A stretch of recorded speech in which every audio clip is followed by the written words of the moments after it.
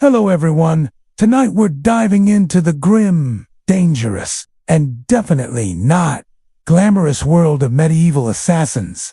Those hidden figures who slip through castle halls and dark alleys, changing history with a blade and a whisper. While movies make them look cool, the reality was far from it. And drop a comment to let me know where you re-watching from and what time it is for you. It's always interesting to see where everyone's tuning in from. Being a medieval assassin was a miserable, risky job. Before we start, take a second to like the video and subscribe only if you genuinely enjoy the content here. Now, dim the lights, maybe turn on a fan for a soft background hum, and let's ease into tonight's topic together. They were desperate peasants, disgraced soldiers, ex-thieves with steady hands, or people so far off society's radar they could disappear without notice. Someone was about to slide a coin pouch across the table and whisper a name, and it wouldn't be Bob the quiet turnip farmer. They ended up there because life pushed them off the map, left them with a hood and a rusty blade. There were no montages, no coaches, no pep talks. If you had military experience, you knew how to hold a knife. If not, stabbing was easy to figure out. Escaping afterward, with all your organs intact, that took either skill or, more often, luck. If you learned anything, it was by surviving your first few jobs. You weren't the hero or the villain. You were the shadow people feared and rarely survived long enough to enjoy the pay. Sometimes you drank the wrong cup. It was usually a corrupt baron, a bishop with too much gold, or someone guarded by 12 men and a moat. If you had wealth, you didn't become an assassin, you hired one. If you owned land, held a title, or even had a goat, you were management. You were someone with rough hands, quiet steps, and a habit of lurking in alleys.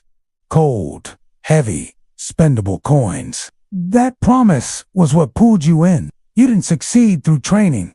You survived through trial and error. You learned to kill quickly, disappear faster, and hope nobody got a good look at your face. But after the job really meant, after they checked that you didn't mess up, cause problems, leave clues, or survive long enough to talk, including you, not for the danger, not for the blood, and definitely not for the 3 days you spent hiding in a haystack with fleas and guilt. Then when you return for payment, oh, the client has disappeared. Or worse, they try to kill you. You'd be sent to assassinate someone important, only to find guards waiting. Congrats. You just walked into a setup. A stab in the back costs less than your fee. Nobody taught you how to spot a body double or find a noble's bedroom exit. You couldn't exactly go to court and file a complaint. Your Honor, I'd like to sue Lord Edmund for unpaid murder services. Let's talk about tools. No. The only court you'd see was the one deciding your execution. It was made from plants, minerals, or toad parts. Results were unpredictable. Some killed quickly. Others took hours. Some made your target sick, then recover angrier and more alert than before. Maybe an older assassin gave you a tip or two.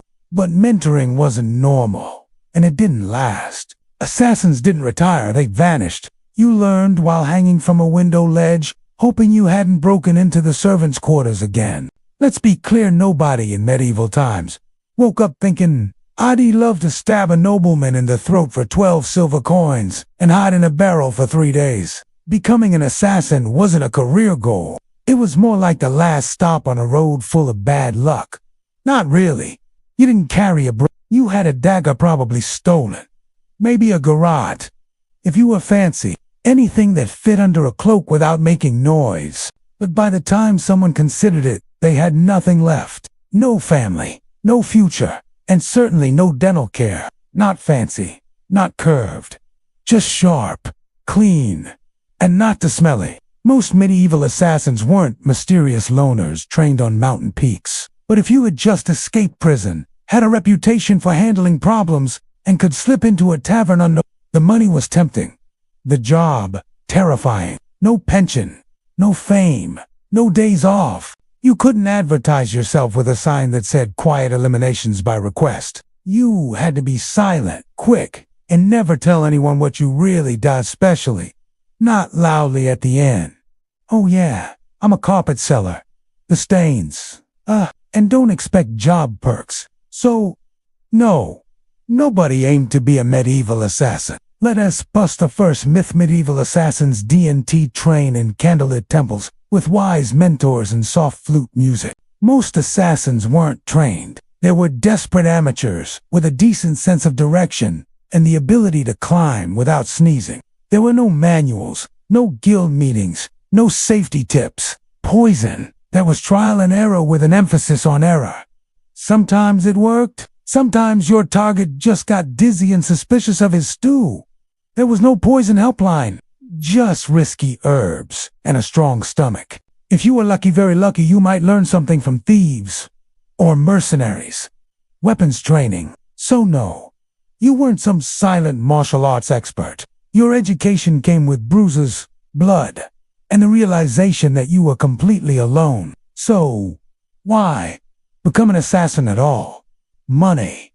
But the truth, you were often paid in lies. When someone hires an assassin, they don't want a partner. They want a one-time service. No records, no evidence, and preferably no witnesses. They'd offer half the payment up front, half after the job if they were generous. So you complete the job, sneak through shadows, kill a baron, risk your life. Even when you did get paid, it wasn't worth it. You got a few coins, a nod, and a reminder that you were never there. Sometimes the entire job was fake a trap.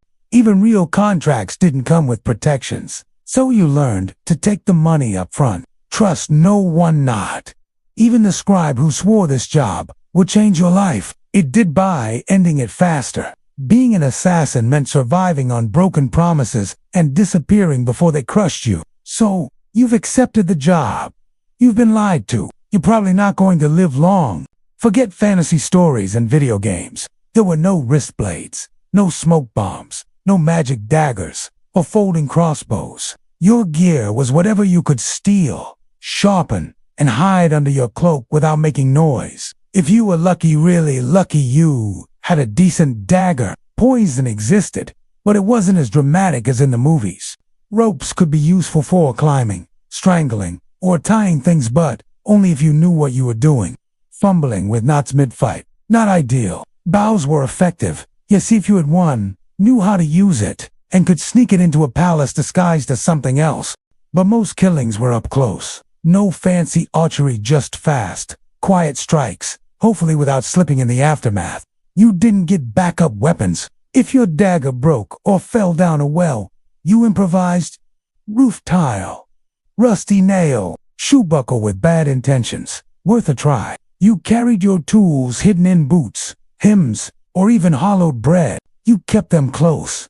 Not for safety, but because in this job, your weapon was your best friend, your employer, and your only retirement plan.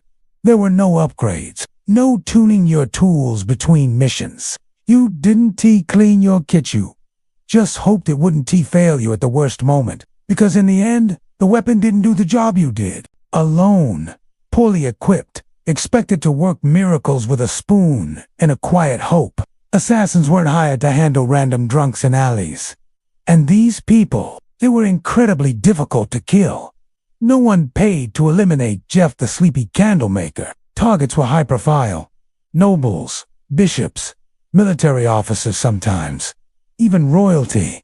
Not just one or two. Armed, armored, and well. First, there were the guards. Some guarded entrances, some exits, some simply stood there, looking tough, daring you to make a mistake. You'd spend days learning patrol routes, where the doors creaked, and exactly how many stairs it took before the wheezing guard needed to rest. Second, there were the walls. Castles didn't have friendly entrances. They had gates, murder holes, and moats full of things that bite. If you didn't fall into the water, you still had to deal with arrow slits and boiling oil. Yes, boiling oil. The job description might as well have said, risk getting cooked for peeking too close. Third, the servants and staff cooks, scribes, stable boys. One odd glance, and they'd be whispering to the guard captain before you could say, I'm just a herbalist. Assassins weren't just avoiding swords, they were dodging rumors. And gossip in medieval times spread fast, especially if it meant someone got to keep their job. And finally, your actual target usually paranoid. With good reason, you looked more like a sick goat herder with secrets. They were surrounded by backstabbers, relatives after their title, and a dozen people pretending to be their friend. You didn't have custom cloaks or hidden armor. They didn't eat without food testers. They didn't sleep without triple locks. Some slept in decoy beds or switched rooms like a grim game of musical chairs. Don't get excited if they were heading to a feast. Yes, they'd drink, but so would you. Most face coverings made you look sick, which was great for avoiding questions, but bad for party invites. And you'd still have to get past the guards. 3 dogs, a sharp-eyed jester, and 50 people holding mugs. Even getting close could take weeks. Posing as a servant, bribing a maid, or hiding in a barrel. And when the moment finally came, you had one chance, one clean, quiet, non-messy moment to vanish. If you failed, you'd be swinging from the castle gate by morning with a sign that read, "Nice try." Let's be honest, when you picture a medieval assassin, you probably imagine dark robes, leather gear, and a mysterious hood blowing in the wind. Reality. And hoped no one got close enough to notice your beard was glued on with honey. Disguises in the Middle Ages weren't stylish. You wore whatever you could find. Peasant clothes, an oversized monk's robe, or a used guard uniform. It still smelled like the last guy. You didn't want to be the one caught in the bishop's laundry room, wearing a nun's robe and holding a sword, especially not on a holy day. The goal was to blend in, and blending in meant looking like everyone else and washed, limping, and a bit twitchy from lack of food. You didn't stand out because of your outfit. You stood out because you kept adjusting your belt to hide a dagger wrapped in cheesecloth. Masks. Forget it. There were no sleek options. If someone asked who you were, you had to answer fast. "I'm Brother Tobias. I handle silent prayer and roof repairs." Even if you got past the guards, noble homes weren't full of fools. Servants noticed, strangers especially ones who spilled chamber pots, or didn't know the cook's cat's name. You were always one-eye Haven tea. Seen you before away from being hit with a candlestick? Every careless word could be a noose. And if your disguise worked, great. Now, stay in character for hours while ignoring all the tempting targets walking past. Wigs didn't exist. If you needed to look older or younger, you smeared dirt on your face, squinted. The disguise didn't protect you. It gave you 5 minutes. After that, you had to be gone, hidden, or very, very convincing. One slip, one familiar face in the market, and you'd be running for a sewer. Great, because if anyone saw through it, they avoided you, or worse, saw you as a risk. In the medieval world, assassins worked alone. No team. No sidekick with a crossbow. No clever alchemist making potions. No handler with coded notes and advice. You had yourself a dull dagger and serious trust issues. There were no official guilds, not ones you could rely on. If there were rumors of an assassin brotherhood, they mostly came from tavern stories, fueled by beer and boredom. You were more likely to meet a ghost than another assassin willing to share advice. Why all the isolation? Because in this job, the fewer people who knew you existed, the longer you stayed alive. Every connection was a risk. Even your client might not know your real name. If they did, you were already working on an escape plan. Companionship. Not possible. Friends asked questions. Lovers noticed bruises, blood, and the blade under your pillow.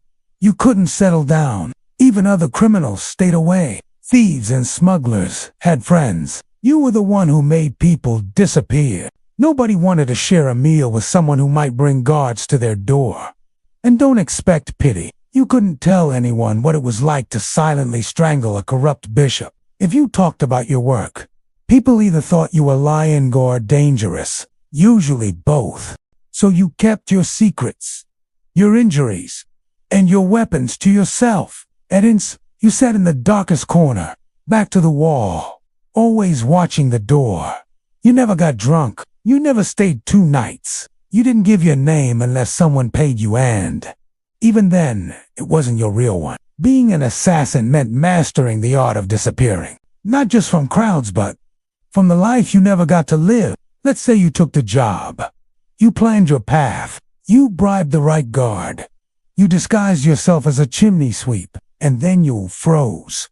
Maybe the target turned suddenly. Maybe they were with their child. Maybe your hands started shaking at the worst time, and now you're dead. Because failing as a medieval assassin wasn't a bad review or a warning. It was public, painful, and dramatic. Usually involved fire, rope, or a sharp tool with a name like the Bone Splitter Deluxe. Missing the kill ruined the whole job. Your target lived and told everyone someone tried to kill them. You stopped being a shadow. You became a wanted man. Now your face was on every tavern wall. Crudely drawn, but clear enough. And those guards you slipped past before, now they were motivated. Sometimes your biggest danger wasn't the target. It was the client. If you failed, you weren't a tool, you were a risk. Someone who might be caught and questioned, so they'd be first in line to send another assassin this time. For you, there were no second chances. No, sorry. I slipped. One chance. One try. If you failed, your best outcome was dying quickly before anyone found out who hired you. Failure also meant shame. The quiet kind. You didn't just miss, you failed to stay hidden. And for assassins, perfection was survival. Anything less made you a target. No one cared how many jobs you've done. Success didn't matter if the last one failed. Because in this line of work, you're only as good as your last kill. And if your last kill didn't happen, you'd better start running. So you did it. The plan worked. The dagger struck clean. No screams, no alarms, just silent stand. One important person, no longer breathing. Congratulations. Now run. Because being a successful assassin didn't mean sipping wine on a rooftop while the city burned. It meant sprinting through alleys, someone else's blood on your boots, and a dog already following your trail. There was no celebration. No drink with friends. No calm meeting with your client. You didn't even get to admire your work. The moment your blade struck, your new job began escaping everyone who now wanted you dead. Guards alert. Doors sealed. Your escape horse tied to the wrong post. You probably injured. You had to plan your way out before you ever got in. Backup routes, disguises, maybe a boatman who owed you or at least didn't ask questions. Because once the city went on lockdown, you were already living on borrowed time. No one wanted a scandal, and lockdown meant closed gates, armed checkpoints, and a dozen irritated men with swords holding your rough sketch in the note. Maybe armed and extremely if they ever planned to pay you, they weren't going to meet you in a cozy tavern with a handshake and a thank you card. Most likely, they'd disappear too. Now, let's talk about the client. You had already proven you could go places others couldn't. Because an assassin who just finished a job is the most dangerous person alive. You knew too much, and calling yourself Brother Lucian while pretending to be a monk heading east. So, even if you succeeded, you walked away with coins in one hand and a large target on your back. And what did you get? A week of sleeping in barns, bribing ferry captains, shaving in the dark. You were something unnatural, someone who talked to demons and rubbed frog guts on your blade under the full moon. Because success didn't mean safety. It meant starting over in a new city, with a new name and even more people now looking for you. So yes, you made the kill. Now run. Others thought you were invisible unless soaked in holy water. But superstition, that was everywhere. As if being a medieval assassin wasn't hard enough, and sleeping in places that smelled like goats, you also had to deal with people's extreme paranoia. Back then, assassins weren't just feared. You've probably stirred it with a severed toe during a blood moon. They were seen as cursed. To most peasants, you weren't just a hooded killer. If someone died suddenly on this accident, choking on dinner, someone would whisper, maybe it was a shadow man. Maybe it was him. How else could you sneak past guards and disappear into the night? They throw rocks, set fires, and scream things like, burn him before he brings lightning. Logic wasn't exactly popular back then. Some believed assassins could change shape. A popular tale claimed you had deals with forest spirits and could breathe death through walls. Imagine walking through a village and hearing someone whisper, "Don't look at him. He might hex the baby." Even your tools raise suspicion. Carrying a dagger, clearly forged in a cursed smithy.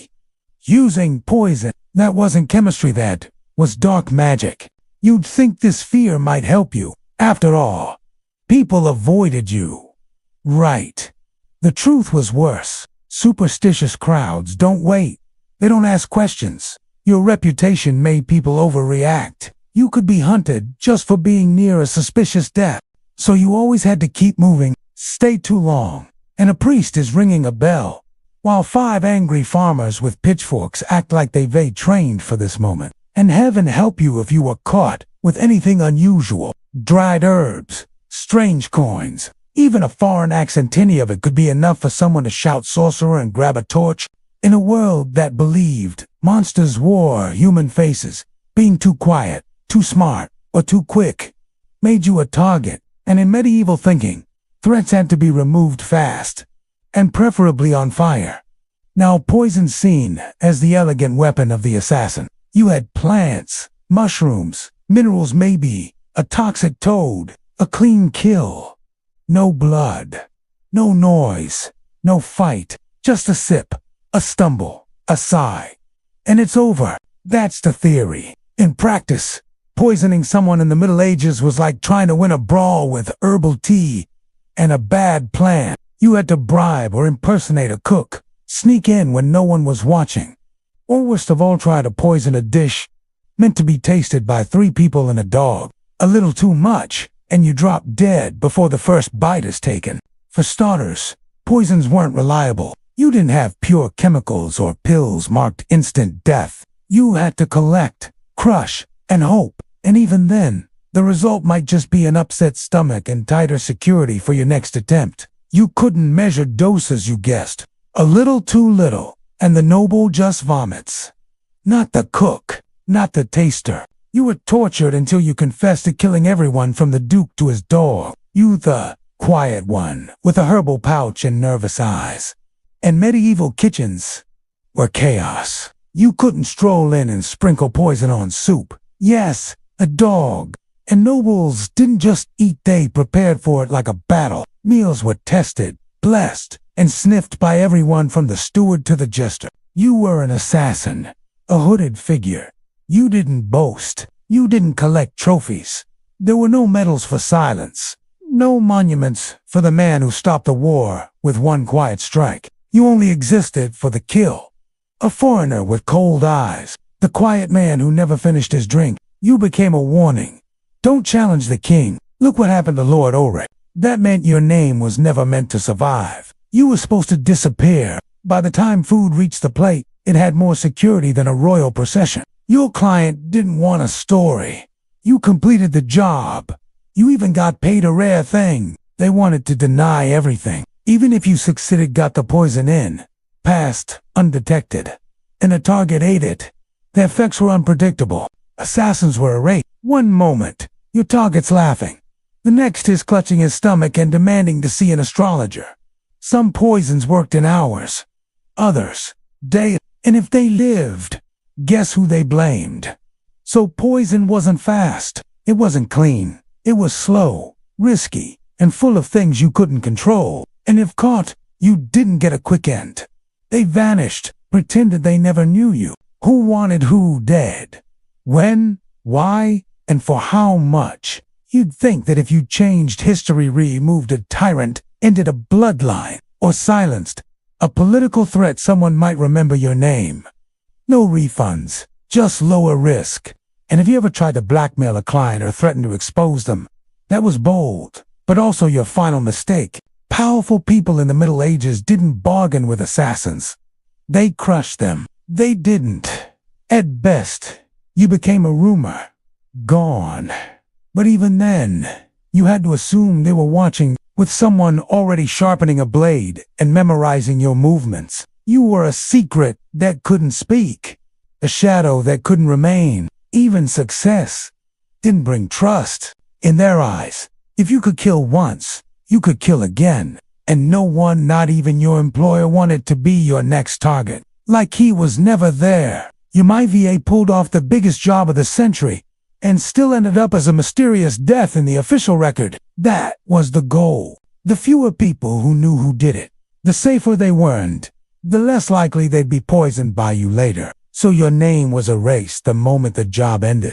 If it was even your real name, you didn't sign your work. And if anyone did know your name, they were a loose end. And in your line of work, loose ends didn't last.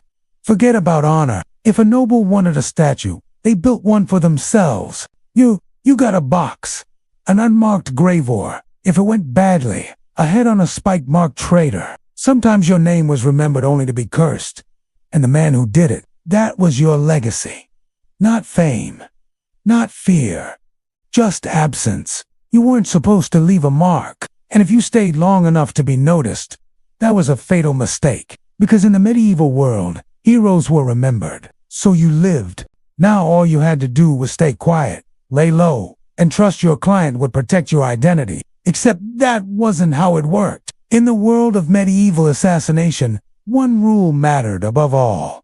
Never trust anyone, especially the one who hired you. Your client, whether noble, merchant, or bishop with ambition, didn't choose you out of respect. They needed something terrible done, and you were the sharpest tool for it.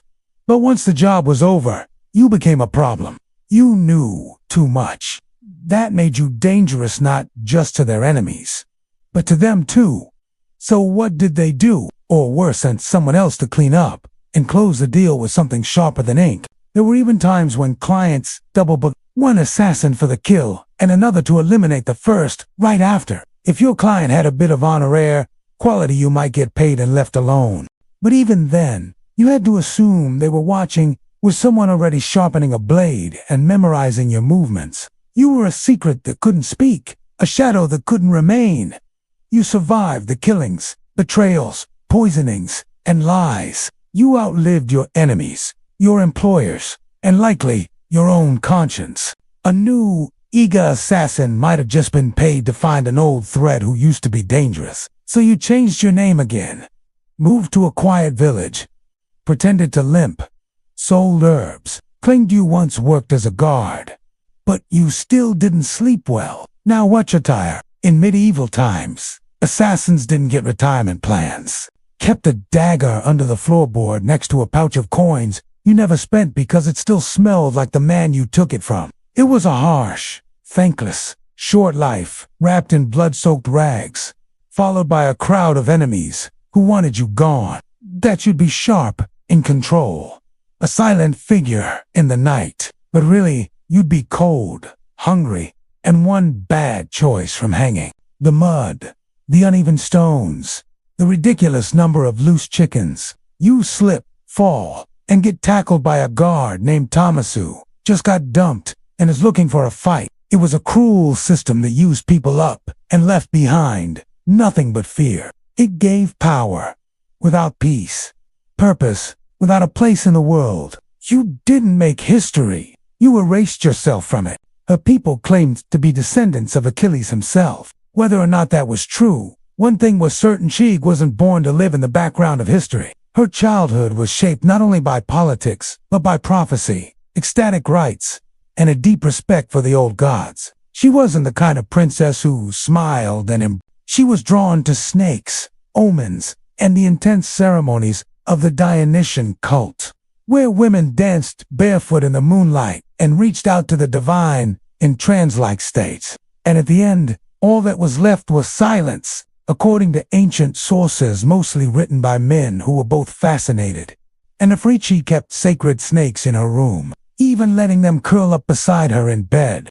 Her true influence began not in the throne room or battlefield, but in the dim glow of torchlight, among priestesses' whispers, and the twisting shapes of snakes. But Olympias, the priestess of papyrus, entered with her head high and eyes fixed on the crown. She wasn't just a princess, she was a living oracle, touched by something older than politics and colder than steel. From the beginning, there were signs. Some said lightning lit the sky on their wedding night. Others said Olympias dreamed of a thunderbolt entering her womb.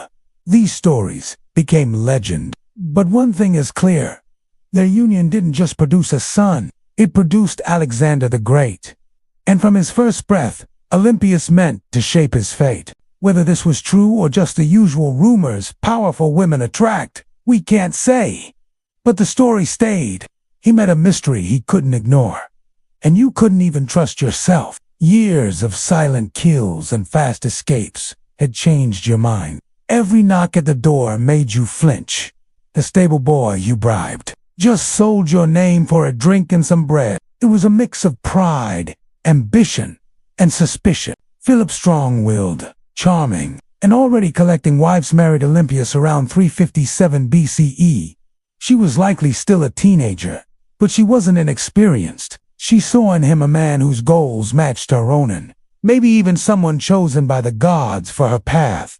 You'd freeze at the wrong time, stab the wrong person, be recognized by a maid who saw you near the chapel, and suddenly, you're not the shadow, you're the problem. Every stranger on the road looked like they recognized you. No farewell dinners, no peaceful cottages, no gold coin pensions, or grateful farewell, just rumors, suspicion, and the growing understanding that even if you succeed, the best ending is dying old and alone, hiding behind a false name in a village that still believes in fairies. Even success didn't bring trust. In their eyes, if you could kill once, you could kill again, and no one, not even your employer, wanted to be your next target. Let's say, somehow, you beat the odds. You didn't quietly fade into a calm life. You disappeared or you died. Often both. The problem was simple. You were never truly safe. Even if you quit the job, your past didn't quit you. You held too many secrets, remembered too many names, spilled too much blood. People didn't want you retired. They wanted you erased, which usually meant dead. And even if no one came for you, a big if you lived with the fear someone might. You avoided crowds, sat facing the door. You stopped dreaming because dreams were dangerous. You couldn't love, couldn't relax, couldn't laugh too loudly. You lived like a ghost pretending to be a man. The truth was, there was no peaceful ending for a medieval assassin. Just a slow, cold fade into obscurity, always hiding, always watching until one day you disappeared and no one noticed. And maybe that was the best outcome. By now, you've likely figured it out. Being a medieval assassin wasn't glamorous. It wasn't noble. It wasn't even very profitable. You wouldn't last, not a week, maybe not even a day, because you'd start with a wrong idea. You'd sneak into town, cloaked tight, ready to act only to find your target had moved. The guards, drunk, but still dangerous. So, you run. But you're not used to medieval road. Let's say you survive that. Then comes the aftermath. No allies, no honor, no future. So no, you wouldn't last. And honestly, you shouldn't try. The assassin's life wasn't thrilling. A silence. No one questioned because no one even remembered you were there. Before she was the feared queen of Macedonia, Olympias was known as Myrtle, a Molossian princess from the wild, tribal lands of From a young age, Myrtle was surrounded by ritual and mystery. Her connection to the gods wasn't for show, it was personal. She didn't just worship, she embodied.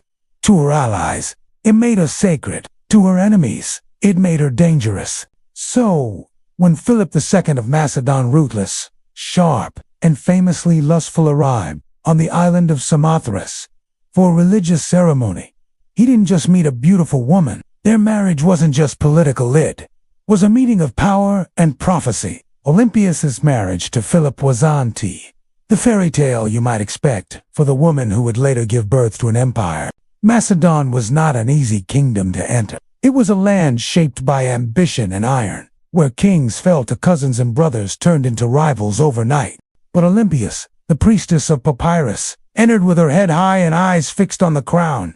From the beginning, her marriage to Philip was troubled. Despite his political talent, Philip was never one for monogamy. He married multiple women, mostly for alliances, always for power. But Olympias was not someone who stayed quiet in the background. She built her own circle, maintained her own alliances, and often turned to oracles and rituals to foresee her future. And Perhaps Philip's fate too. Then came the birth of Alexander, surrounded by omens and myths. According to legend, Olympias dreamed that a thunderbolt struck her womb, and flames danced around the child without harming him. Philip was said to have a vision of sealing her womb with a lioness, a literal lion. The final blow came when he married Cleopatra Eurydice, not to be confused with the later Egyptian queen. A drunken Attalus insulted Olympias and Alexander, questioning whether Alexander was really Philip's son or perhaps the child of a god. As Olympias claimed, in her homeland, she was still royal. She could gather allies, speak quietly to powerful ears, and watch as Philip's palace unraveled without her. She didn't need to be present to be a threat. Meant as mockery, Olympias embraced the myth.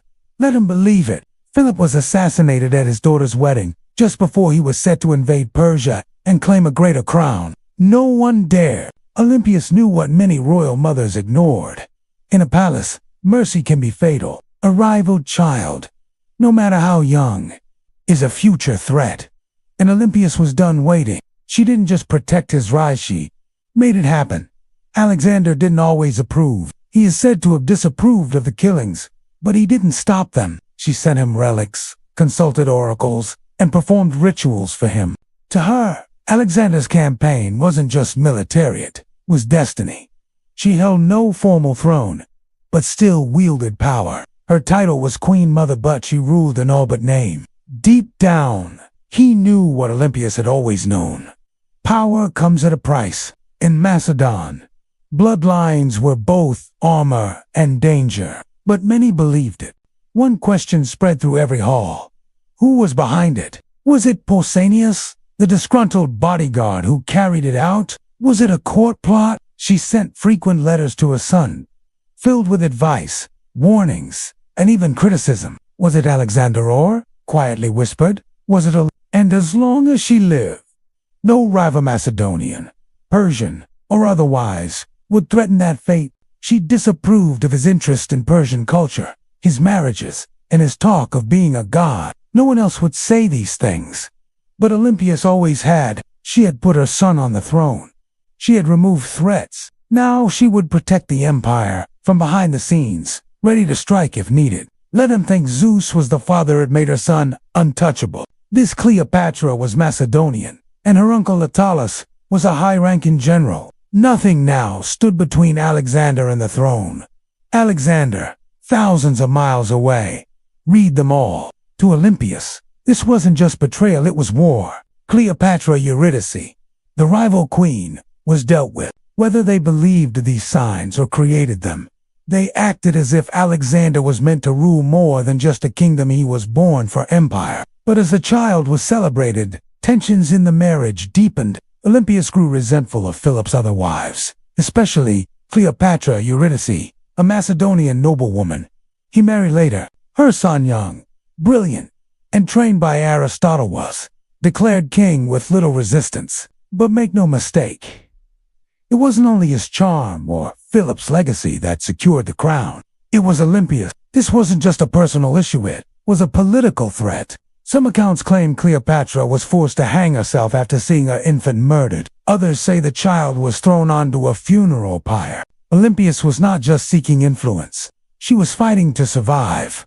She understood that the palace was full of threats, but she was the one who taught them how to strike. Cleopatra was Macedonian by birth, and any son she had would be seen as more legitimate by the local nobility, endangering Alexander's position.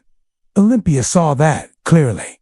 The palace was no home. It was a battlefield, and she used dreams, rituals, and influence to ensure her son wouldn't just be remembered, he'd be crowned. She was no longer Myrtle. She was Olympias now, and no one would take the throne from her son without facing her.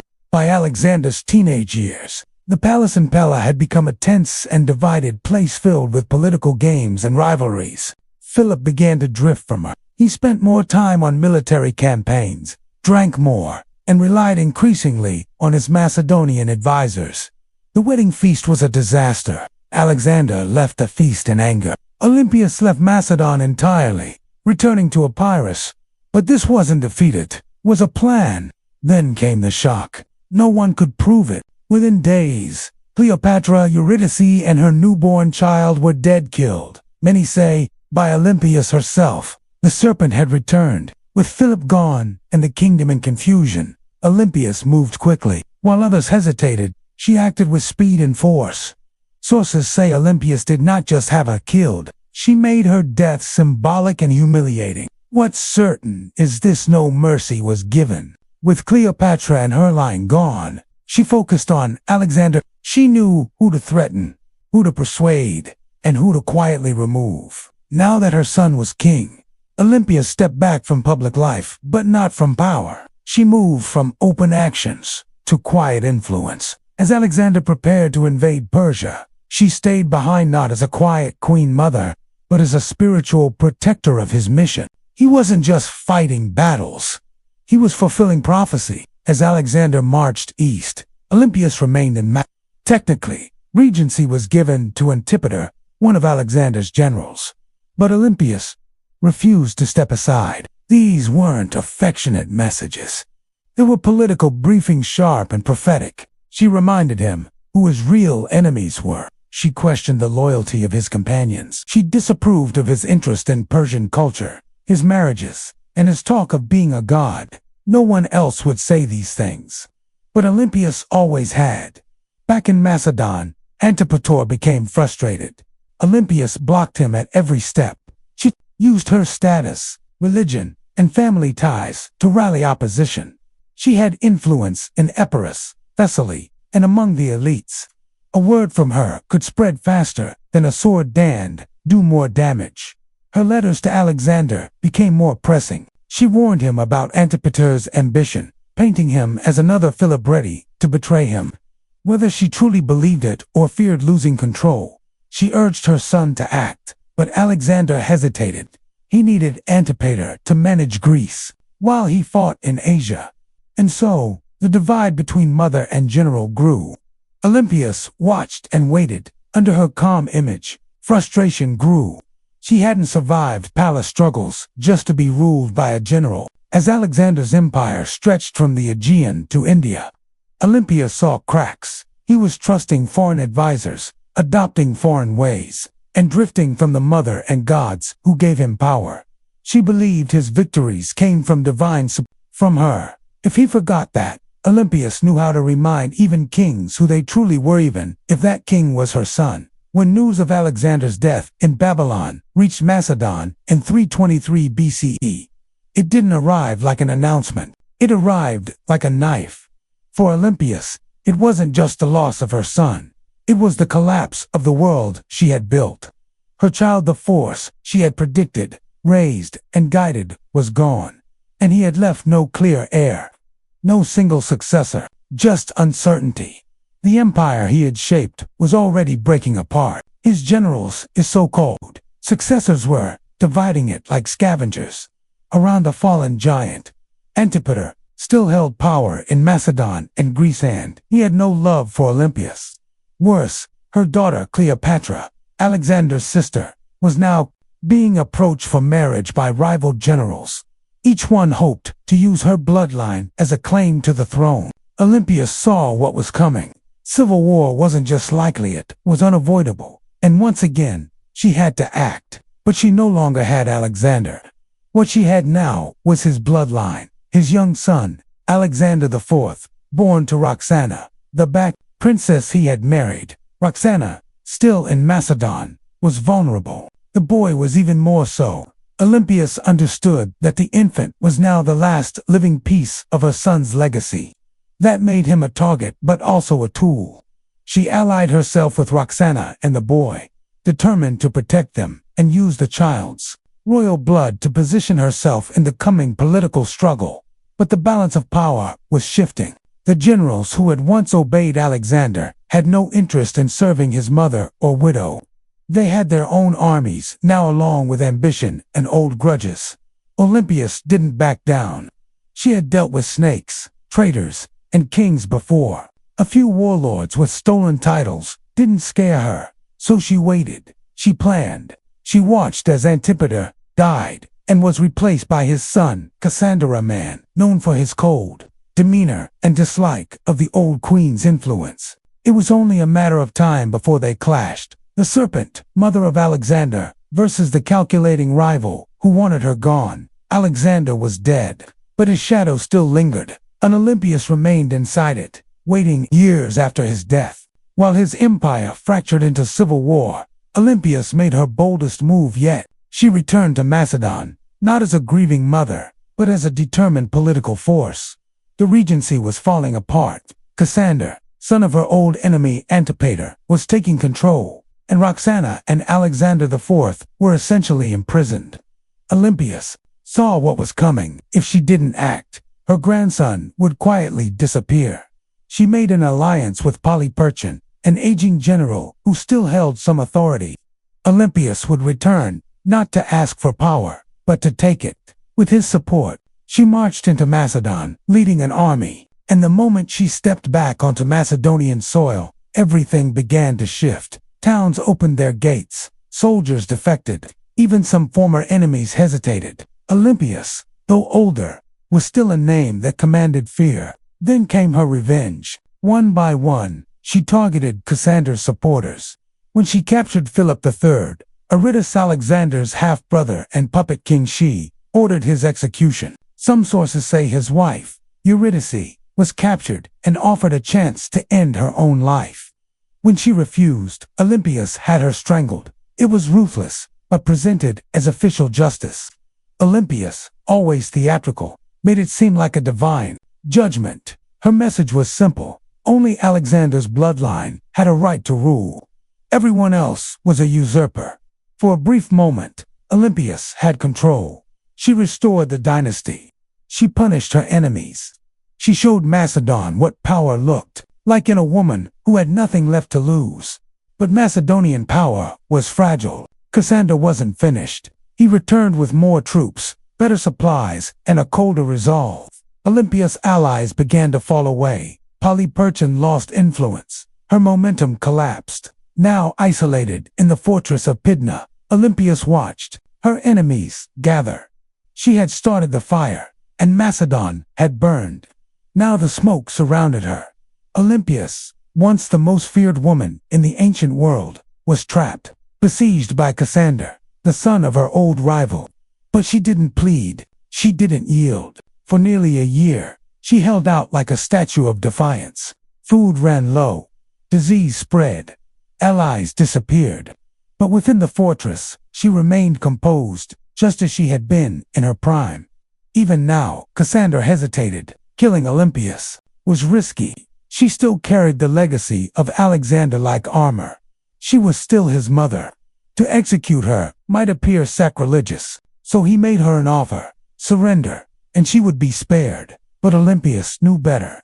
She had seen promises like that broken before. Still, starvation wasn't just painful, it was fatal. Her forces gave in. Her defenders surrendered, and Olympias, until the very end, was turned over to her enemies. Cassander didn't kill her directly. That would have been too straightforward. Instead, he handed her to the families of those she had executed during her brief return to power. They were told to decide her fate. They sentenced her to death. But when the executioners arrived, no one would strike. Olympia stood tall and silent, her eyes locked on them like an oracle. These were Macedonians raised hearing tales of her visions, her snakes, her rituals. They had once worshipped her son as a living god. And now, seeing her again, no one had the courage to deliver the blow. So Cassander brought in outsiders, foreigners with no memory of her past only orders. And finally, Olympias was killed, without ceremony, without dignity, in silence. Her death marked the end of Alexander's bloodline as a political force, and with it, the last spark of an empire built on divine ambition went out. Yet Olympias still cast a long shadow. History never forgot the queen who ruled through myth and force. She died without power, alone, and executed by those she once commanded. But history doesn't always favor those who die in comfort.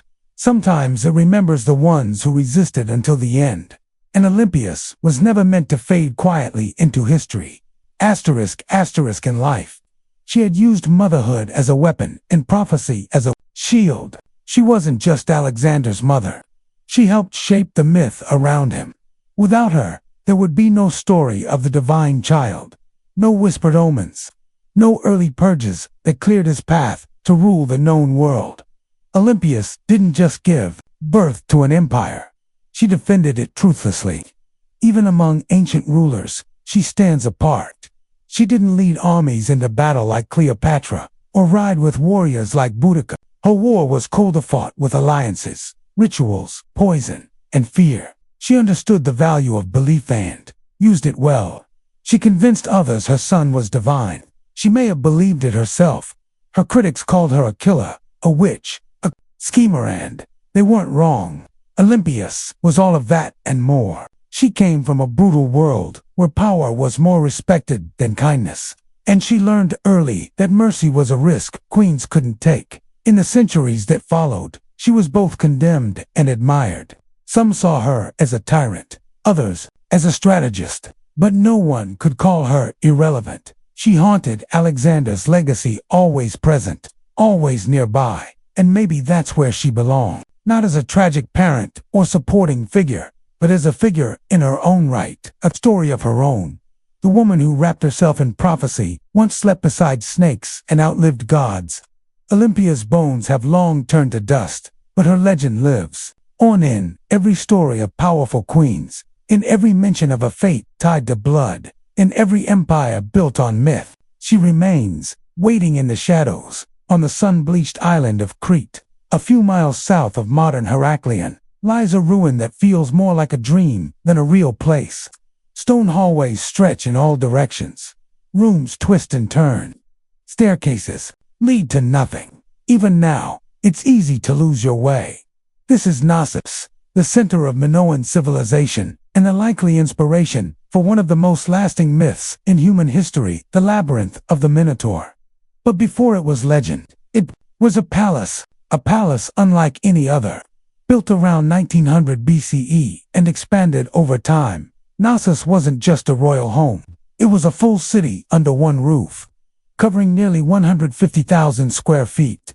It included over 1,000 rooms, open shafts for light, storage, areas, shrines, workshops, and what may have been the world's first flushing toilets. It had running water, multi-level apartments, and a complex air system. This wasn't a basic fortress. It was an architectural wonder. To today's archaeologists, Knossos appears like controlled chaos. To ancient visitors, it may have felt magical. The man who brought Knossos to modern attention was British archaeologist Arthur Evans. In the early 1900s, Evans excavated the site and quickly believed it was the origin of the Greek labyrinth myth. The layout was confusing, the architecture symbolic, and images of bulls were everywhere painted on walls, carved in stone, and shaped into gold ornaments. The bull was sacred to the Evans even named the civilization after the mythical king Minos. Whether Minos truly existed or not, his legend became tied to the site. But here's the twist. No actual labyrinth has been found. No underground maze, no prison chambers, no half-man creature. Instead, we have something stranger. Palace built in loops, wings, and layers. Intentionally hard to navigate, and the deeper you explore, the more the line between history and legend fades. So we ask, was the Minotaur born from these walls, or was the palace itself the monster?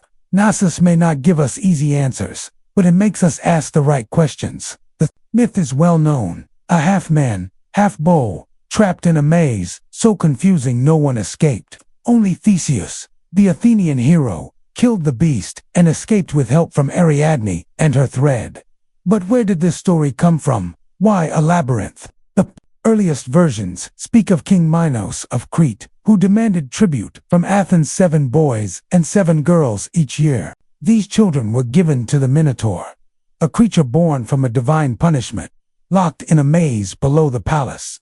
The Minotaur symbolized the hidden cruelty behind power, wild force hidden under grandeur, told to ancient Greeks. Crete had long seemed rich, strange, and intimidating.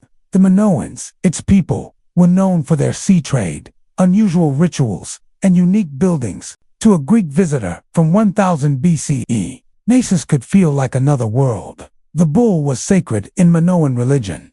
Wall paintings show people jumping over bulls in ritual events. Bull-shaped horns appear on rooftops and temples. Combine that with a maze-like palace, and a legend begins to form. But what if the Minotaur wasn't just a creature? What if it was a symbol? Some historians think the story reflects a memory of when Crete dominated mainland Greece, a time when Athens really did pay tribute to a stronger foreign power. The labyrinth could stand for political control. The Minotaur could represent the raw strength of Minoan rule. Others see it as psychological. The maze represents the mind. The Minotaur are buried fears. Theseus becomes the person who enters the unknown, guided only by memory. Still, the legend remains tied to not-so-glamorous. The palace is the closest we've come to finding a real labyrinth. There's no monster, no Ariadne, but maybe something more. Not a myth copied from history, but a history that wanted to become myth. Before Athens built marble temples or Sparta trained its soldiers, there was Minoan civilization, one of the earliest advanced cultures in Europe. They didn't conquer with war. They succeeded through trade, art, and remarkable architecture. At their center was Knossos, not a fortress on a hill, but a complex in a fertile valley. The Minoans thrived from around 2600 to 1400 BCE. Based in Crete, they built trade routes to Egypt, Mesopotamia, the Levant, and even Spain. Their ships moved across the sea, quietly, carrying pottery, saffron, bronze, and luxury items. They didn't raise big armies. They built connections that made them rich. What stands out most about Minoan culture is how different it was from later Greek societies. Their art celebrated nature, animals, and movement, not war or divine punishment. Wall paintings show dancers, dolphins, and acrobats leaping over bulls. Their goddesses were powerful figures, often bare-chested and holding snakes, symbols of life, change, or protection. At the center of it all was Knossos, not built for defense, but for display. The palace had no large walls, suggesting the Minoans either felt safe or used influence instead of force. Their design showed confidence, multi-level buildings, open courtyards, and advanced plumbing. Yet for all their progress, the Minoans left no readable texts. Their main writing system, Linear A, remains undeciphered. We don't know their true name, their beliefs, or what happened inside Knossos. All we have are ruins, art, and traces absorbed by the Mycenaeans and later Greek myths. The Minoans didn't just build, they created mystery. And Knossos wasn't just a palace. It was the center of a culture that glowed briefly and vanished. But some believe its echo still lingers in the maze. To walk through Knossos is to step into time, layered, confusing, and beautiful. It's not just the size that impresses, but the design. Rooms connect unpredictably. Hallways shift, light shafts run through the core, stairs spiral into dark spaces or open suddenly into courtyards. Nothing is simple. It's easy to imagine ancient visitors whispering labyrinth. Knossos wasn't a regular palace. It was alive, covering around 150,000 square feet. It held more than 1,000 rooms, some small, some grand. These weren't random spaces. They were planned. Workshops, storage areas, temples, living quarters, and throne rooms surrounded a large central court, possibly used for rituals. The palace had multiple levels up to 4 or 5 stories, high, built using natural slopes and terraces. To get through it without losing your way, you'd need memory, instinct, or a thread like Theseus. And under that confusion was clever design. The Minoans used passive cooling systems with air shafts and stairwells. They collected rainwater in clay pipes and had flushing toilets centuries before Rome. One famous area is the so-called throne room. It features an alabaster seat built into the wall with benches beside it. Around the room, frescoes of griffins, mythical guardians, decorate the walls. Was it a king's seat, a goddess's room, a sacred court? No one knows. But the walls tell stories in color. Frescoes show dolphins swimming, women in flounced skirts, and youths flying over bulls. This wasn't just decoration, it was identity. Natural, flowing, and tied to sea and land. The deeper you go, the more disoriented you feel. Some areas seem built to confuse, perhaps the real reason behind the labyrinth tale. Not a jail for a beast, but a palace that felt alive, a space made to inspire wonder, ritual, and maybe a little fear. No monsters, no locks. Just a place that makes you ask, where am I? And what's waiting beyond the next turn? Nasus wasn't just a government center or royal home. It was also a sacred space and architectural reflection of the Minoan spirit, full of ritual, myth, and mystery. Unlike later Greek temples, there are no towering columns to Zeus or marble altars to Athena. Instead, the spiritual life of Nasus is more subtle, woven into the building itself. Shrines are tucked into corners. Columns stand like silent guardians. Horns stylized and symbolic appear on rooftops and altars. Everywhere, the bull symbol dominates, showing a deep connection between worship, nature, and this powerful animal. Asterisk. The Minoans didn't fear bulls, they honored them. The famous bull-leaping fresco in Nasus isn't just athletic art. It may show a religious ceremony. Young men and women leaping over a charging bull in a risky but graceful ritual. It wasn't a sport, it was sacred performance, possibly an offering to the gods or a symbol of triumph over chaos. Then there are the snake goddess, figures found in palace storage rooms. These are some of the most well-known Minoan artifacts, bare arms raised, with snakes in hand or wrapped around them. They show strength, not submission. They may have been protectors of the home, fertility, and life itself. For the Minoans, snakes stood for renewal and rebirth, creatures tied to both earth and the underworld. The rooms where these figures were found suggest quiet, personal shrines, hidden spiritual places inside the busy palace, dot with the frescoes, horns, altars, and maze-like halls. The palace begins to feel like a ritual space or structure, built not just for daily life, but for connecting with the divine. There is no separate temple at Nasus, because the palace itself was the temple. Its design, artwork, and layout all reflect a spiritual worldview, where sacred and everyday life were not separated. This was a place where myth shaped architecture, where a hallway could be a path to the gods, and where even silence in the stone rooms may have once been a prayer. Nasus didn't just house people, it housed gods. For centuries, Nasus stood as a symbol of wealth, creativity, and cultural depth. Then, something happened sudden, and still not fully understood. Around 1400 BCE, the palace was abandoned. Its murals faded, and the Minoan world that once ruled the seas disappeared like mist over the Aegean. So what happened? There are many theories. Some point to nature. Around 1600 BCE, the volcanic island of Thera, modern-day Santorini, erupted in one of the biggest explosions in human history. The blast likely triggered tsunamis that hit Crete's northern shores, damaging ports and farms. Ash may have darkened the skies, hurting crops and upsetting the climate. While Nasus wasn't destroyed right away, the disaster may have shaken its foundations, economically, politically, and spiritually. Others blame conflict. By 1450 BCE, the Mycenaeans, Greeks from the mainland, may have taken advantage of Minoan weakness. Archaeological evidence shows Nasus was briefly reoccupied, but the culture had changed.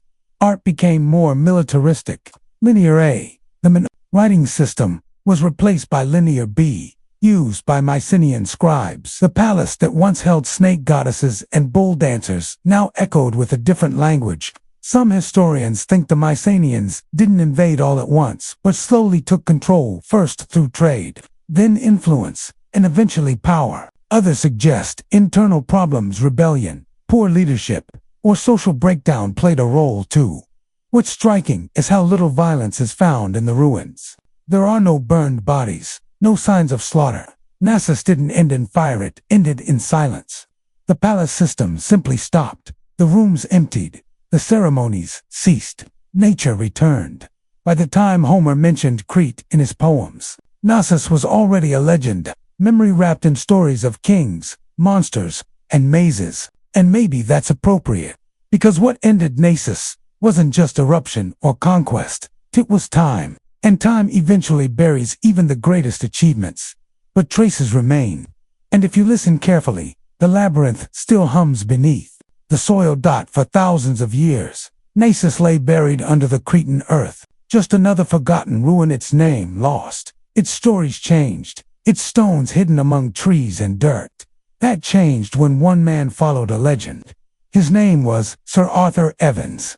Evans didn't just rediscover Knossos, he reimagined it. In 1900, the British archaeologist, fascinated by Homeric myth and dramatic storytelling, bought the land above the ruins.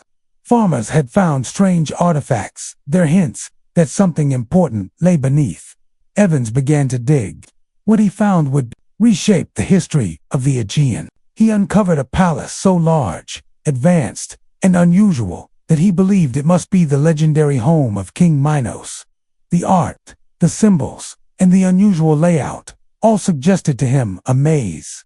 Evans wasn't only an archaeologist, he was also a storyteller, and sometimes a controversial one. He named the people who built Knossos Minoans after Minos. He interpreted symbols, rebuilt murals, and restored parts of the palace using reinforced concrete, a decision praised by some and criticized by others.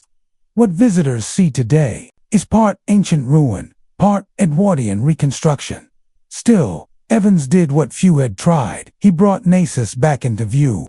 He gave the world a glimpse of a Bronze Age culture, older than classical Greece, one of art, ritual, and seafaring skill. He also uncovered the still undeciphered Linear A script, raising new questions about writing and what we can really know about the past.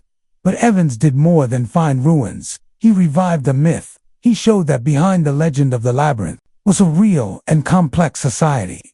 A palace that felt like a maze. A people who vanished into history. And a man who peeled back the earth to reveal a story more intricate and human than he expected. Knossos had slept for 3,000 years. Evans was the one who woke it. To walk through Knossos is to walk through a language of images. Murals, carvings, and symbols are everywhere. But the Minoans didn't leave behind a Rosetta Stone. Their main script, Linear A, is still undeciphered.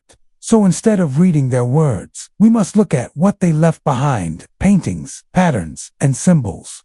What were they trying to say? The art of Knossos is different from that of other ancient cultures. There's no focus on war, no lines of kings or battle scenes. Instead, we see nature: leaping dolphins, blooming lilies, flying birds, and sacred bulls. People are shown dancing, performing, or in ceremonies. Even dangerous scenes are filled with beauty and movement. The Minoans weren't recording battles, they were honoring life and perhaps cosmic order. One key symbol is the double axe, or labares, found throughout Knossos in shrines, murals, and carved stones. The labares may have been a religious symbol, possibly tied to female deities or celestial cycles. Some suggest the word labyrinth comes from labares, making it not a maze but the house of the double axe, a sacred place, not a trap. Another major symbol is the horns of consecration, stylized bull horns placed on rooftops and altars. These may have marked sacred spaces. Combined with the frequent bull imagery and leaping scenes, it's clear the animal held deep spiritual meaning. Whether it symbolized nature, fertility, power, or a divine force is still debated, but its importance is clear. Even the palace design may have symbolic purpose. Some experts think Knossos was meant to mirror seasonal or celestial patterns. Its maze-like layout could represent life's journey through birth, death, or the underworld. A symbolic maze, not a literal one. But without a clear script, every theory walks a thin line between fact and guesswork. The Minoans spoke through images, not words. So we interpret. What is Knossos saying? We hear the rhythms, we see the images, but the meaning stays just out of reach, like a thread unraveling into legend. Knossos is a ruin, yes, but it doesn't feel lifeless. Walk through its corridors today, and you'll sense something just beneath the surface. Not ghosts or gods, but traces of myths, lives, and questions that won't go away. Thousands of years after its fall, Knossos still draws us in. Tourists explore its halls, archaeologists search for answers, and writers create new stories shaped by its legacy. The Minotaur may be myth, but the feeling of the labyrinth is real. We don't know who ruled Nasus. We don't know the names of its kings, queens, or priests. We don't know the prayers they whispered or the rules they followed, but we do know they loved beauty. They worshipped nature. They understood the balance between design and meaning, between ritual and daily life. And we know they came first, before the Parthenon, before Rome, before Hebrew temples or Persian palaces. There was Nasus, a palace that was also a city that was also a temple that might have also been a story. Asterisk, because maybe that's what the labyrinth truly was. Not a prison or a puzzle, but a story told through architecture, a myth made of stone.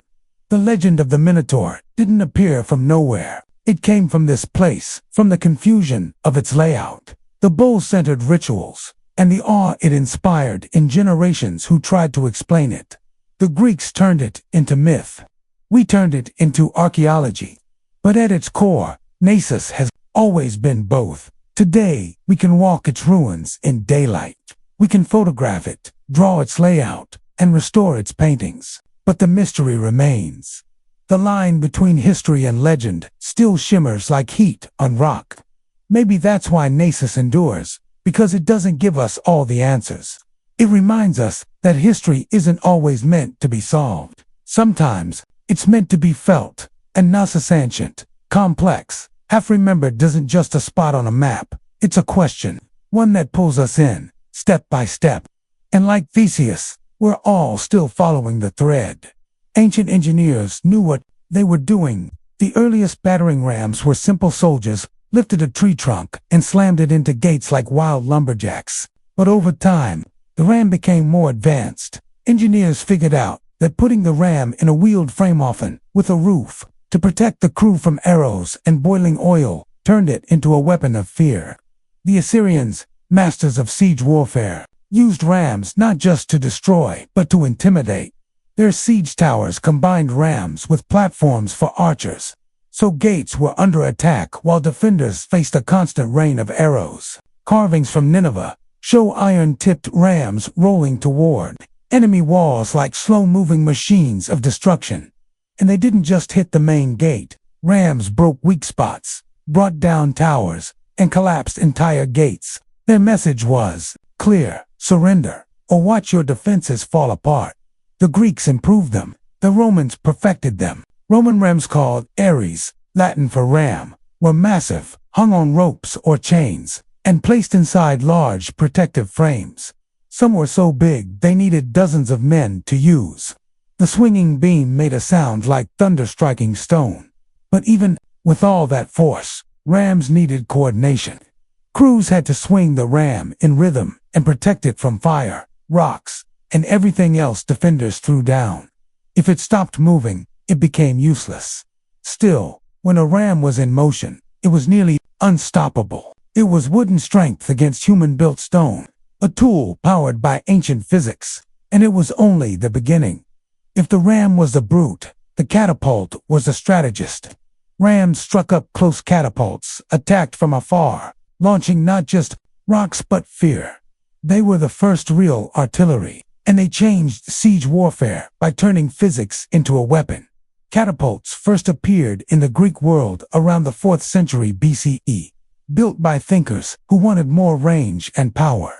Dionysius, the first of Syracuse, a ruler known for military innovation, funded the first torsion catapults. These used twisted bundles of sinew or hair as power sources.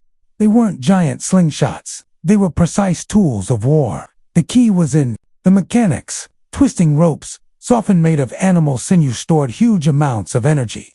Releasing that force could launch rocks, javelins, or even fire hundreds of meters. Two types developed: the ballista, which fired huge bolts like a crossbow, and the stone-throwing catapult, which lobbed large rocks over or at walls. Then came the Romans. They improved Greek designs and made them portable, easy to pack, move, and rebuild on site.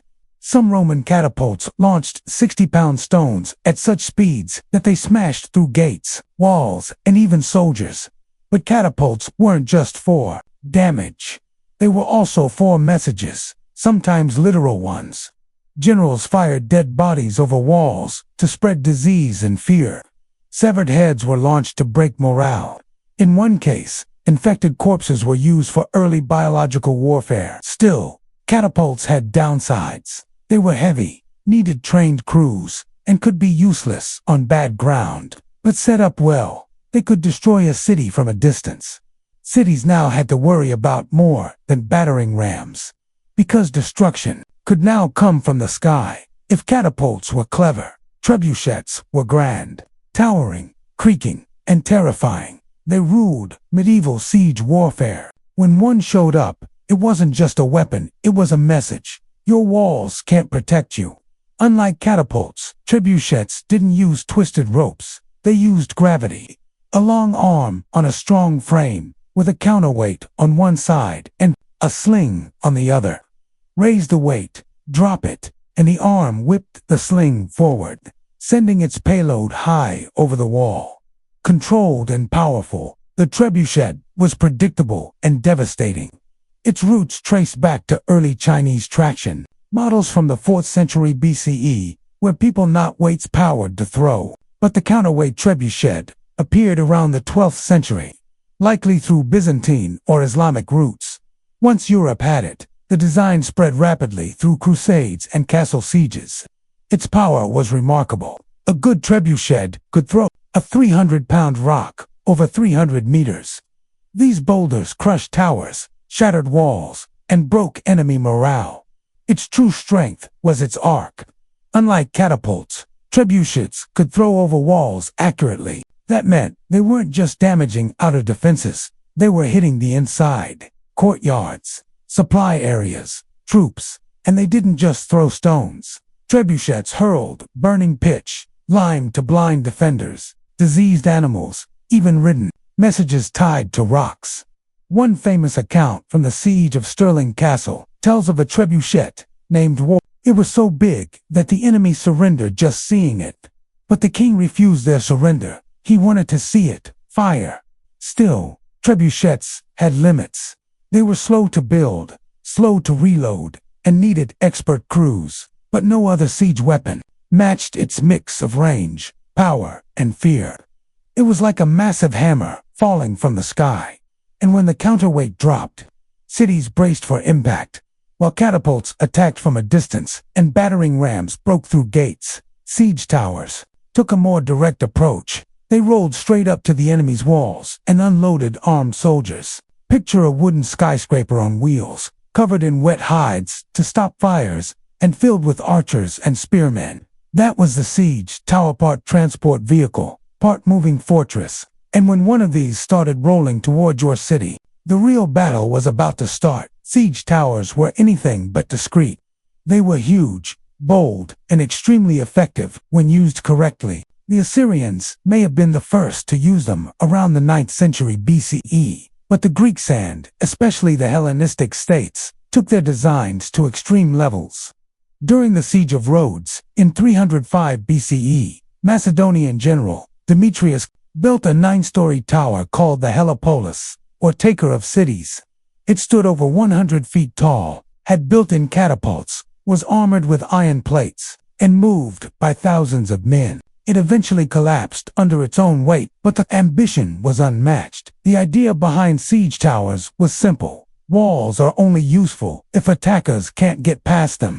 Siege towers removed that advantage by giving soldiers a raised platform to reach the battlements. From the top, archers could shoot down on defenders, while troops on the lower levels prepared to cross over. But these towers weren't perfect. They moved slowly, struggled in muddy terrain, and were easy targets for fire arrows, rolling stones, or traps in the ground. Clever defenders dug ditches, flooded moats, or built inner walls called counterscarps, just to block a tower's advance. Still, when these towers succeeded, they did so in dramatic fashion. Breaking a wall was one thing, having enemy troops suddenly appear on your own ramparts was chaos. Siege towers changed the fight from a flat ground battle to a vertical struggle for survival. They turned height into both a strength and a risk, and once the gangplank connected tower to wall, there was no retrotonally brutal close combat, while rams crushed and catapults flew. Some of the deadliest siege tactics happened quietly underground. Siege tunneling, or sapping, was the hidden method of collapsing a city by destroying the ground beneath it. The concept was old and terrifying. Dig under the enemy's wall, support the tunnel with wood, then burn it. As the supports burned, the tunnel collapsed, pulling down the wall above. One moment the wall stood firm, then it crumbled like dry bread. It didn't look dramatic, no giant machines or fiery missiles, but tunneling was a slow, invisible killer. The Assyrians used early versions of it, but the Greeks, Persians, and later medieval armies refined the method. In 429 BCE, during the siege of Plataea, Spartans tried tunneling under the wall, but defenders dug counter tunnels, intercepting them underground and turning the soil into a brutal underground battle. This defensive method, called countermining, added a new horror to sieges. Soldiers dug in complete darkness, listening for enemy tools. Once they heard digging, they rushed to meet them, often fighting in tight, airless tunnels with blades and shovels. There was no honor, only fear, choking dust, and close combat. But when sapping worked, the results were devastating. A famous case was in 1212 during the siege of Rochester Castle in England. King John's forces dug beneath the southern wall, filled the tunnel with pig fat, and set it on fire. The burning fat collapsed the supports and brought down an entire tower. Shocked, the defenders soon gave up. By the 13th century, siege engineers became skilled at spotting weak foundations, understanding soil behavior, and collapsing walls with precision. They were part geologists, part demolitions expert. And although tunneling took time, effort, and some recklessness, it proved one rule of siege warfare. If you couldn't go over the wall or break through it, you could always bring it down from below. Not all the danger in sieges came from attackers. For every ram or tower rolled forward, defenders had deadly tactics of their own, and some of the worst involved heat. The most feared was Greek fire. Invented by the Byzantines in the 7th century CE, Greek fire was a sticky, flame-like substance that burned even on water. It was sprayed from siphons or thrown in jars, creating chaos. Its recipe was so secret it died with the empire, but its effects were legendary. Entire fleets were turned into burning wrecks in minutes. In more basic defenses, boiling liquids were commonly used. Boiling water, oil, or sand would be poured through small holes in ceilings called murder holes onto attackers below. Boiling oil was especially feared. It clung to skin and soaked into armor, then caught fire. Imagine climbing a ladder and being hit with flames you couldn't put out. Hot sand was also effective. It slipped through gaps in armor around the neck and wrist. Sand burned the skin underneath. It didn't look impressive from afar, but it left attackers screaming in pain. Defenders also used gravity as a weapon. Stones, logs, or even animal carcasses were dropped onto siege engines or crowded troops. The goal wasn't just to kill but to destroy equipment and morale. Traps were also common. Hidden pits, collapsing bridges, and sharp barricades made castles dangerous mazes. These defenses had one goal: delay. Every minute the wall held increased the attacker's chances of failure. Supplies ran low, disease spread, and reinforcements might arrive. Siege warfare was a test of endurance. Attackers had powerful machines, but defenders had creative plenty of boiling anger in siege warfare. Breaking walls was only half the goal. The other half was psychological, breaking the will of the defenders. Siege weapons were more than machines, they were terrifying symbols. Each groan of a siege tower or flying boulder from a trebuchet carried one message: you are not safe. Ancient commanders understood this. The Assyrians dragged their siege engines through deserts, proudly displaying them. The Romans built their siege camps within sight of enemy walls, letting defenders watch every step. Siege was a performance, and fear was part of the act. Even The projectiles were messages. Heads of messengers or generals were flung over walls, sometimes still wearing armor. During the siege of Constantinople, defenders were hit, not just with stones, but with corpses. In 1346, during the Mongol siege of Kaffa, infected bodies were launched over the walls, possibly helping spread the Black Death into Europe. The trebuchet wasn't just a weapon, it was a warning. When one of these huge machines appeared, everyone inside the fortress could hear it before they ever saw it. The creaking of winches, the grinding of ropes, the heavy thud of the counterweight, like the steady beat of an approaching storm. But the real danger was the unknown. You never knew what was coming next. Would it be a rock, a barrel of fire, a wave of arrows, or just silence, and eerie, heavy silence as engineers adjusted their aim? Even the sounds themselves became tools of fear. The steady pounding of a battering ram, or the sudden quiet before a launch could push defenders to the edge. For commanders, the goal was clear: create hopelessness, convince the enemy that resistance was useless, that their gods had left them, and that their walls were nothing more than short-term obstacles in the path of fate. And when that mental barrier finally broke, gates often opened without a single blow, because in siege warfare, the mind often gave way before the stone. As gunpowder entered the battlefield in the late medieval period, the era of traditional siege engines slowly came to a close. But their influence didn't disappear, it transformed. The arrival of cannons changed siege tactics completely.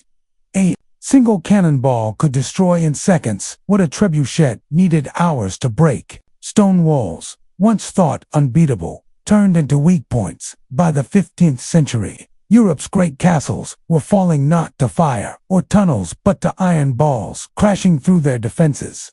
Siege warfare had entered a new chapter, loud, fast, and destructive. Yet the ideas built by ancient siege engineers stayed alive. Today's artillery systems, missiles, howitzers, and more still follow the same core ideas. How to destroy from a distance what was meant to hold firm. Concepts like trajectory, tension, and impact were all tested long before gunpowder ever appeared. Even military strategy, today's forced to shock and overpower, is rooted in ancient siege warfare. Those giant siege towers with flags flying high were the first version of shock and awe. They didn't just attack walls, they attacked morale. They made cities question their strength before the real battle began. You can still see the marks of siege warfare across old battlefields. At Masada, Roman siege ramps still scar the desert. At Constantinople, layered walls stood firm for centuries, until cannon fire finally broke through. Across Europe, round towers and angled bastions tell the story of a world that kept redesigning itself to survive the next attack. And even now, in a time of drones and smart weapons, siege warfare hasn't disappeared, it's changed. Cities are still cut off, defenders still isolated, but now, walls can be digital firewalls, blockades, or media blackouts. Yet the core of siege warfare stays the same. One side wants in, the other wants to keep them out.